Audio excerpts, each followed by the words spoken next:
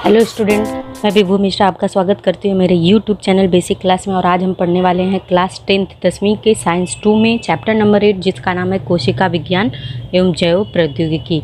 तो ये जो है इसमें कुछ चैप्टर के स्टार्टिंग में जैसे कुछ प्रश्न दिए हैं, जैसे कोशिका किसे कहते हैं, ऊतक किसे कहते हैं, ऊतक के क्या कार्य होते हैं, या फिर ऊतक के संदर्भ में पिछली कक्षा में आपने प्रौद्योगिकी की जानकारी का जो अध्ययन किया वो क्या है, और ऊतक संवर्धन की विभिन्न प्रक्रियाएं कौन कौन सी होती हैं। तो ये जो क्वेश्चंस दिए हैं ये सब जो है जिसे कोशिका किसे कहते हैं, ये सब 7वीं 8वीं से ही स्टार्ट किया गया है, लेकिन फिर भी इसका छोटे छोटे जो है इसके बेसिक्स जो है मैं आपको बताती चलूँगी।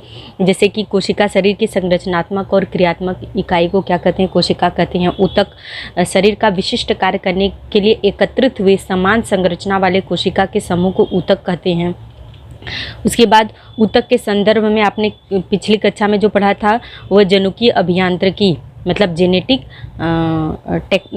टेक्नोलॉजी जो होता है उसका अध्ययन किया था। सजीवों के शरीर के बाहर पोषक और निर्जीतुक माध्यम में सजीव की कोशिका तथा ऊतक की वृद्धि करने की प्रौद्योगिकी को ऊतक संवर्धन कहते हैं। और जनुकीय अभियांत्रिकी तथा ऊतक संवर्धन पर संपूर्ण जैव प्रौद्योगिकी आधारित है। तो ये हमने पिछले, उसके बाद अगला प्रश्न इसी में जो दिया हुआ है कि ऊतक संवर्धन की विभिन्न प्रक्रियाएं कौन सी है।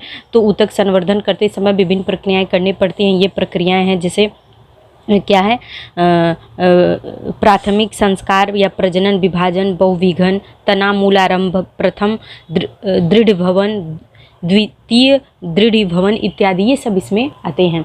तो इस तरीके से इन प्रश्नों का उत्तर जाते हैं। मेरा आपसे रिक्वेस्ट है कि वीडियो को लास्ट तक जरूर देखिएगा। हम स्वाध्याय आज सॉल्व करने वाले हैं, तो चलिए स्टार्ट करते हैं। इसके साथ ही आपके बुक के पहले ही पेज पे यहाँ पर जो आकृति 8.1 दिया है इसको इस तरीके से कंप्लीट करना है। तो इसका स्क्रीनशॉट लेकर इसको कंप्लीट कर सकते हैं। इसमें ऊतक संवर्धन के जो सारे स्टेप्स दिए हैं, स्रोत वनस्पति का कंद, प्राथमिक संस्कार, प्रजनन, विभाजन या बहुविघन, तना मूलारंभ, प्राथमिक दृढ़ीभवन और द्वितीयक दृढ़ीभवन। तो इस तरीके से इसको कंप्लीट कर लेंगे। आगे बढ़ते हैं, चलते हैं स्वाध्याय पर। तो यहाँ पे स्वाध्याय में पहला प्रश्न रिक्त स्थानों की पूर्ति करना है, वो हम जो है लास्ट में वीडियो के देखेंगे। पहले हम देख लेते हैं तीसरा प्रश्न। तीसरा प्रश्न जो दिया हुआ है, निम्नलिखित गलत कथनों को सही करके पुनः लिखना है।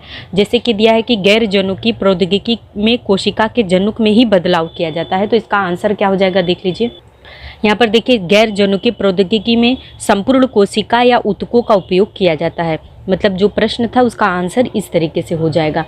उसके बाद दूसरा क्या प्रश्न दिया हुआ है कि बेसिलस थूरिन जायेंसिस जीवाणु के जनुक निकालकर सोयाबीन बीजों में डाल देते हैं।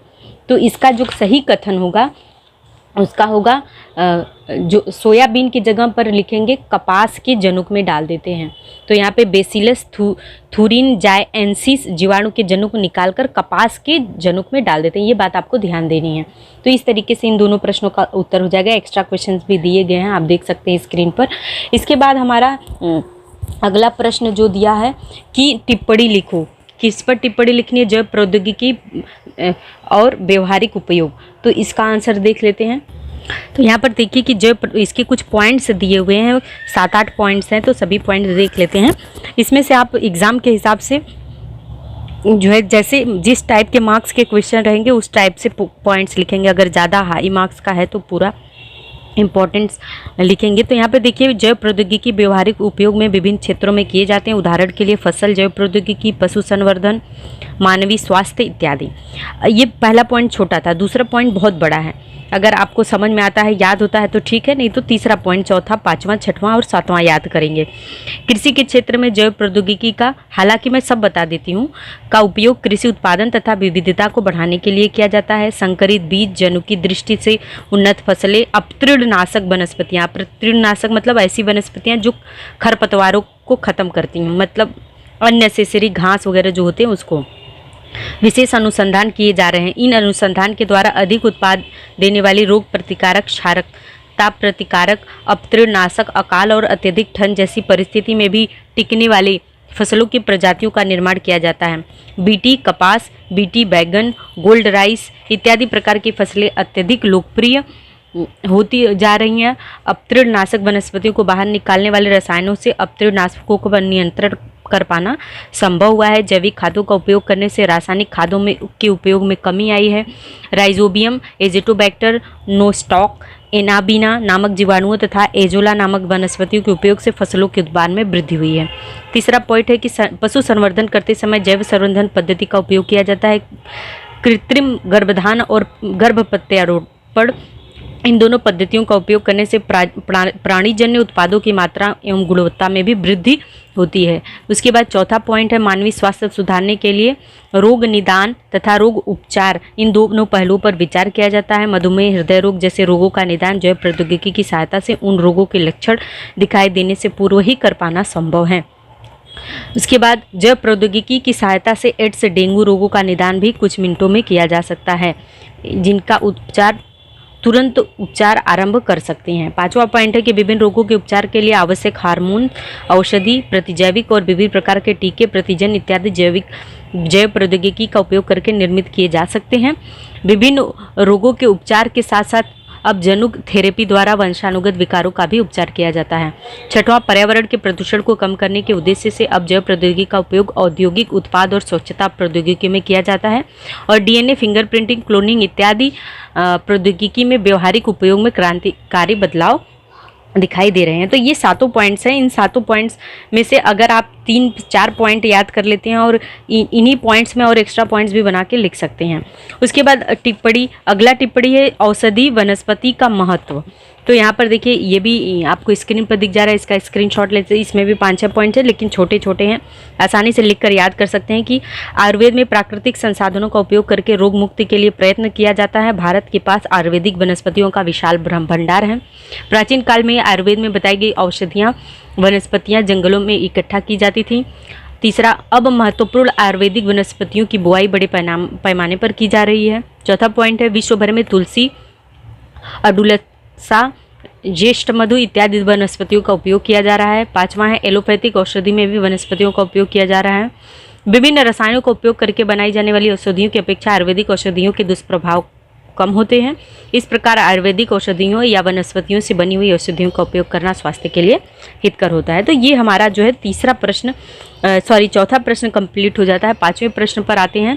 निम्नलिखित प्रश्नों के उत्तर अपने शब्दों में दीजिए। जैसे जैव प्रौद्योगिकी के उपयोग से बनी कौन सी वस्तुएं आप आपके जीवन में उपयोग में लाते हैं। तो इसका आंसर देख लेते हैं। देखिए, यहाँ पर इसका आंसर दिया हुआ है कि कुछ पॉइंट्स है कि जैव प्रौद्योगिकी से बनी हुई निम्नलिखित वस्तुओं का उपयोग हम अपने दैनिक जीवन में लाते हैं। जैसे 5-6 पॉइंट्स हैं, तो इसको भी आप आसानी से कर लेते हैं। जैसे घर में दही या छाछ बनाया जाता है, इसमें किण्वन प्रक्रिया का उपयोग किया जाता है। हमारे घर में उपयोग की जाने वाली सबसे सरल जैव प्रौद्योगिकी है, मतलब जो हम दही छाछ बनाते हैं ये भी एक जैव बायोटेक्नोलॉजी है। उसके बाद इडली, डोसा, ढोकला इत्यादि खाद्य पदार्थ बनाने में भी किण्वन प्रक्रिया का उपयोग किया जाता है। यह भी एक प्रकार का जैव प्रौद्योगिकी का ही अनुप्रयोग है। देखिए कितना सिंपल है, आसानी से आपको याद हो सकता है कि जैव प्रौद्योगिकी का आप कौन कौन सी चीज़ें अपने डेली लाइफ में यूज़ करते हैं। तीसरा पॉइंट है कि आजकल विभिन्न प्रकार के चीज़, पनीर, योगर्ट, एनर्जी पेय इत्यादि खाद्य पदार्थ जैव प्रौद्योगिकी का उपयोग करके बनाए जाते हैं। चौथा पॉइंट है आजकल बाजार में बीजहीन अंकुर, पपीता तथा तरबूज उपलब्ध है, इसका उपयोग घर में किया जाता है। पांचवा है बैगन, पत्ता गोभी, लाल और पीली शिमला मिर्च सलाद के लिए उपयोगी सब्जियां इत्यादि जैव प्रौद्योगिकी का उपयोग करके उगाई जाती हैं। इसी प्रकार प्रत्येक परिवार में जैव प्रौद्योगिकी का उपयोग करके बनाए जाने वाले टीके, प्रतिजैविक तथा मानवीय इंसुलिन का उपयोग किया जाता है। तो ये इसका आंसर हो जाएगा। इसमें से 4 पॉइंट कम से कम आप याद कर लेंगे तो आसानी से एग्जाम में लिख पाएंगे।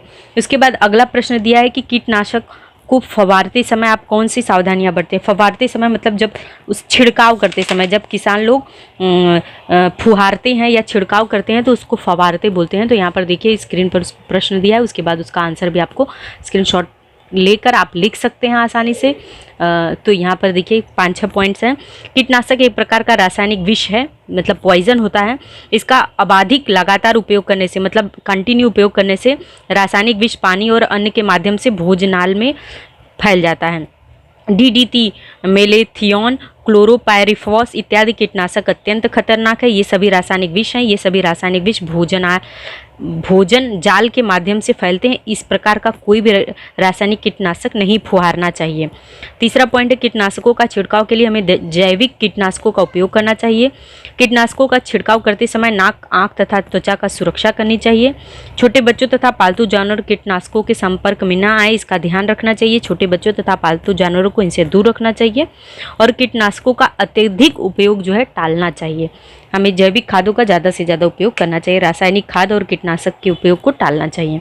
अगला प्रश्न दिया है कि मनुष्य के शरीर में कुछ अंग बहुमूल्य क्यों हैं? तो इसका आंसर देख लेते हैं। मनुष्य के शरीर में बहुत सारे अंग बहुमूल्य होते हैं, लेकिन यहाँ पे कुछ अंग क्यों बहुमूल्य हैं, जिसकी मार्केट में आप देखते हैं कि लोग चोरी भी कर लेते हैं। तो देखिए, इसलिए होते हैं कि मानव शरीर में कुछ महत्वपूर्ण अंग जैसे मस्तिष्क, वृक्क यानी किडनी, फेफड़ा, हृदय, यकृत जिसे लीवर बोलते हैं इत्यादि मानव जीवन के लिए अति आवश्यक है। इन अंगों के अकार्यक्षम होने पर मानव जीवित नहीं रह सकता।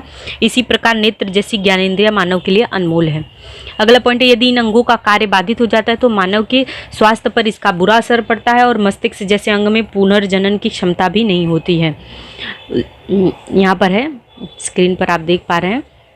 चौथा पॉइंट आप देख रहे हैं कि कुछ अंगों के शल्य क्रिया करने से शल्य क्रिया मतलब सर्जरी करने के पश्चात वे अंग पुनः कार्य करने लगते हैं।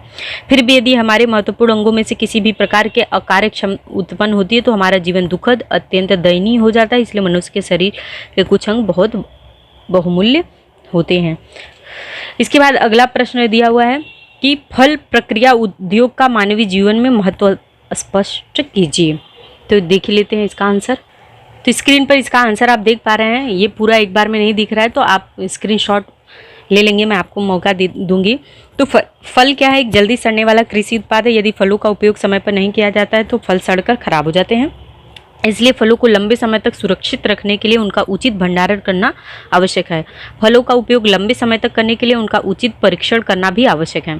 दूसरा पॉइंट है, फलों का साल भर उपयोग करने के लिए उन्हें शीतगृह यानी कि कोल्ड स्टोरेज जो होता है में रखना चाहिए। आपने गाँव में देखा होगा कि लोग आलू वगैरह को स्टोरेज भेज देते हैं, जब उनको लगाना होता है खेत में तो फिर उसको मंगा लेते हैं। इसके अतिरिक्त फलों को सुखाना, उस पर नमक लगाना, फलों में शक्कर मिलाना तथा उसमें हवाबंद डिब्बों में रखना इत्यादि विभिन्न उपचार फलों के लंबे समय तक टिकाए रखने के लिए किए जाते हैं। उसके बाद जैम, जेली, सॉस, मुरब्बा, अचार, शरबत इत्यादि फलों से बने उत्पादों की बाजार में अच्छी मांग है। इस प्रकार विभिन्न उपचार के परिरक्षित किए गए फलों का उपयोग लंबे समय तक किया जा सकता है। इसके अतिरिक्त इन फलों से आर्थिक लाभ भी अर्जित किया जा सकता है।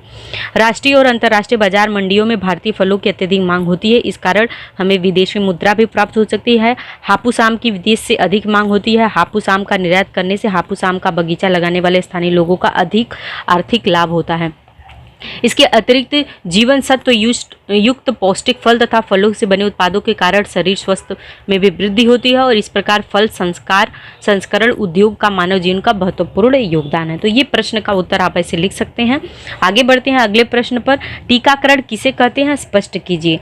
टीकाकरण यानी वैक्सीनेशन। आपने कोविड का कोवैक्सीन वगैरह लगाया होगा। तो वैक्सीनेशन क्या होता है, बचपन में भी आपके घर में छोटे बच्चे जो होते हैं उनको भी टीका लगाया जाता है। तो टीकाकरण का अर्थ होता है टीका देना। टीका एक प्रतिजन मतलब एंटीजन युक्त पदार्थ है। किसी विशिष्ट रोग जंतु या रोग के खिलाफ अस्थायी तथा कुछ समयावधि तक प्रतिरक्षा की क्षमता प्राप्त करने के लिए टीके लगाए जाते हैं। सबसे पहले टीके रोग जंतुओं का उपयोग करके टीके बनाए जाते थे। रोग जंतुओं को पूरी तरह मारकर अथवा अधमरा करके टीके बनाए जाते थे, परंतु इससे कुछ लोग में रोग जंतुओं से संबंधित रोग होने की भी संभावना होती थी। तीसरा, अतः टीकों के उपयोग से होने वाले रोग से बचने के लिए वैज्ञानिकों ने जैव प्रौद्योगिकी का उपयोग करके कृत्रिम विधि से टीके तैयार किए। उन्होंने रोग जंतुओं के वे प्रोटीन जो प्रतिजन का कार्य करते हैं उनके जनुक प्राप्त कर उनकी सहायता से प्रयोगशाला में ही वह प्रतिजन तैयार कर दिया तथा उनका उपयोग टीके रूप में किया। चौथा पॉइंट है, इस प्रकार के टीके का उपयोग करने से शरीर में रोग प्रतिकारक शक्ति निर्मित होती है। व्यक्ति को रोगमुक्त रखने के लिए इस प्रकार का टीके लगवाने ही टीकाकरण कहलाता है। यहाँ पर ये लाइन सबसे ज़्यादा इम्पोर्टेंट है। उसके बाद इन प्रतिजन प्रोटीन से युक्त इंजेक्शन लेने पर हमारे शरीर की जो रोग प्रतिकारक क्षमता मतलब इम्यून पावर बढ़ जाती है। तो इस तरीके से ये क्वेश्चन का आंसर आप आसानी से कर सकते हैं। मैंने बहुत फास्ट बोला है तो स्क्रीनशॉट ले लीजिए, उसके बाद अपने नोटबुक पर लिख कर आप एग्ज़ाम के लिए प्रिपेयर कर लीजिए। अगला प्रश्न दिया हुआ है दी गई तालिका पूर्ण कीजिए। यहाँ पर मैंने तालिका, जैसे कि जैव प्रौद्योगिकी के क्या क्या लाभ हैं, इसके कुछ पॉइंट्स हैं, तो यहाँ पे मैंने लिख दिया है कि स्क्रीनशॉट ले लीजिए इसका। कृषि उत्पाद में वृद्धि होता है, पर्यावरण आघात को सहन कर सकने वाली फसलें तैयार होती हैं, पशु संवर्धन होता है, किससे, जैव प्रौद्योगिकी से इन सब को लाभ होता है। मानवीय स्वास्थ्य के लिए हार्मोन और औषधि बनते हैं, विभिन्न प्रकार के टीके तथा खाद्य टीका, डीएनए फिंगरप्रिंटिंग, जनुकीय उपचार और पर्यावरण के उपचार। तो इस तरीके से इसका भी आंसर कर लेंगे। 7वां प्रश्न है, 7वें प्रश्न में देखिए रिक्त स्थानों वृत्तों में उचित उत्तर लिखना है। देख लीजिए, इसका भी आंसर मैंने लिख दिया है, आसानी से स्क्रीनशॉट ले सकते हैं। जैसे यहाँ पे मूल कोशिका के उपयोग तो कहाँ कहाँ पे है, पुनरुज्जीवन, उपचार और रक्त कोशिका निर्मित करना, ठीक है। उसके बाद सेल थेरेपी, और तीसरा है अंग प्रत्यारोपण, मतलब जिसे बोलते हैं ऑर्गेन ट्रांसप्लांटेशन। तो ये होता है अंग प्रत्यारोपण। तो इस तरीके से जो है, जैसे कि किसी को किडनी डोनेट करो तो उसके दूसरे का किडनी किसी दूसरे के शरीर में लगाने को ही अंग प्रत्यारोपण कहते हैं। कोई भी अंग हो सकता है, मैंने एग्जाम्पल बताया किडनी का। तो इस तरीके से ये 7वां प्रश्न हो जाता है। उसके बाद 8वां प्रश्न पर आते हैं। 8वां प्रश्न भी यहाँ पर आपको स्क्रीन पर किया हुआ है, सॉल्व सोल्यूशन है, स्क्रीनशॉट लेकर भी लिख सकते हैं। तो यहाँ पर देखिए, इंसुलिन, मधुमेह, इंटरक्यूलिन का संबंध होगा कैंसर से, क्योंकि इंटरक्यूलिन से कैंसर होता है, इंसुलिन से मधुमेह। उसके बाद इंटरफेरॉन, विषाणु संक्रमण, यहाँ पे क्या लिखा है, विषाणु संक्रमण, वायरस इन्फेक्शन होता है। एरिथ्रोपाइटिन, एनीमिया होता है। सोमेटोस्टेटिन, देखिए यहाँ पे सोमेटोस्टेटिन लिखा है, जिससे बौनापन, और फैक्टर 8 हीमोफीलिया होता है। उसके बाद श्वेत क्रांति दूध उत्पादन को करते हैं, नील क्रांति मत्स्य उत्पादन, मतलब मछलियों के उत्पादन को मत्स्य उत्पादन करते हैं। उसके बाद अगला प्रश्न क्या दिया हुआ है कि जैव प्रौद्योगिकी जिस प्रकार उपयोगी है उसी प्रकार कुछ प्रमाण में हानिकारक भी है, इस पर तुलनात्मक वर्णन कीजिए। तो जैव प्रौद्योगिकी जो हमारे लिए बहुत उपयोगी है वो हानिकारक भी है। तो यहाँ पे इसके कुछ पॉइंट्स आपको दिए हुए हैं, 7-8 पॉइंट्स है, कुछ लंबा आंसर हो जाएगा ये, लेकिन आप देख लीजिए। जैव प्रौद्योगिकी कृषि, औषधि, स्वच्छता और प्रौद्योगिकी तथा औद्योगिकी क्षेत्र में उपयोगी सिद्ध हुई है। अनेक जैव प्रौद्योगिकी प्रयोग के कारण खाद्यान्नों के उत्पाद में पर्याप्त मात्रा में वृद्धि हुई है। दूध और दूध के विभिन्न उत्पाद अब पर्याप्त मात्रा में उपलब्ध हैं। अब खाद्यान्नों की कमी के कारण भूखमरी से होने वाली मृत्यु दर कम आई है। पर्याप्त खाद्यान्न भंडारण के कारण लोगों के पास पर्याप्त मात्रा में खाद्यान्न उपलब्ध है। अति उत्तम प्रौद्योगिकी का उपयोग करके बनाए गए टीकों के कारण महामारी का फैलना भी बंद हो गया है। जैव प्रौद्योगिकी का उपयोग करके बनाए गए इंसुलिन इंजेक्शन के कारण मानव में मधुमेह जैसे रोग पर नियंत्रण किया जा सकता है। प्रदूषण नियंत्रण, ठोस कचरा व्यवस्थापन तथा ईंधन की समस्याओं को जैव प्रौद्योगिकी के विकल्पों के द्वारा अंशतः हल कर लिया गया है। तो ये सारे पॉजिटिव बातें हैं कि जैव प्रौद्योगिकी हमारे लिए क्यों उपयोगी है। अब यहाँ पर 6वां जो पॉइंट है वहाँ से देखिए, आप स्टार्टिंग से पहले यहाँ से यहाँ तक का स्क्रीनशॉट ले लेंगे पहले पॉइंट से, उसके बाद 5वें पॉइंट तक, उसके बाद अब 6वें पॉइंट से आप स्क्रीनशॉट ले लेंगे तो आपको शायद सुविधा हो जाएगी। तो यहाँ पर देख लीजिए, यद्यपि जैव प्रौद्योगिकी के कुछ सकारात्मक लाभदायक पहलू हैं, परंतु जैव प्रौद्योगिकी के कारण कुछ समस्याएं भी उत्पन्न हुई हैं। जनुकीय परिवर्तन ने प्रकृति के विभिन्न सिद्धांतों का उल्लंघन किया है।